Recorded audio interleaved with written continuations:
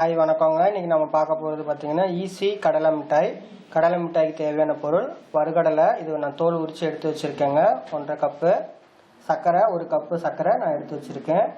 இந்த கடலை மிட்டாய் எப்படி ஈஸியாக செய்கிறது நம்ம பார்ப்போம். ஒரு வானொலி அடுப்பில் வச்சுட்டு அதில் நம்ம சர்க்கரையை ஆட் பண்ணியிருக்கோங்க. இந்த சர்க்கரை தானாக மெல்ட் ஆகி வரணும். பாருங்கள், சர்க்கரை மெல்ட் ஆக ஆரம்பிச்சிருச்சு.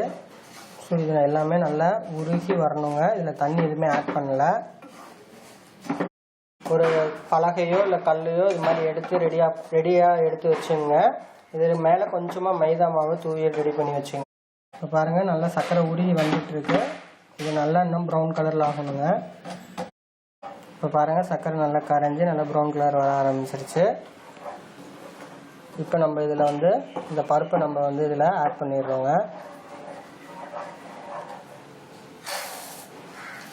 இதை ஒரு பிரட்டிட்டு நம்ம மாவு தூவி வச்சுருக்கிற கல்லில் இதை தட்டி எடுத்துட வேண்டியதாங்க. பாருங்கள், நம்ம அந்த இதை இதில் போட்டுட்டு நல்லா சூடாக இருக்கும்போது இந்த மாதிரி நம்ம இது சப்பாத்தி போடுவோம் இல்லைங்களா, அந்த குழா வச்சு நமக்கு சைஸுக்கு தகுந்த மாதிரி மெலிசாக வேணுங்கிற அளவுக்கு இதை நம்ம அட்ஜஸ்ட் பண்ணிக்கோங்க. இதை நீங்கள் அப்படியே ஒரு இதில் எடுத்து வச்சுக்கிட்டிங்கன்னா வேணுங்கிறப்ப எடுத்து சாப்பிட்டுக்கலாம். நல்ல சுவையான ஈஸியான கடலை மிட்டாய் தயாராகிடுச்சுங்க. வீட்டில் செஞ்சு பாருங்கள். செஞ்சு பார்த்துட்டு உங்கள் கமெண்ட்ஸில் எங்களுக்கு எழுதி அனுப்புங்க.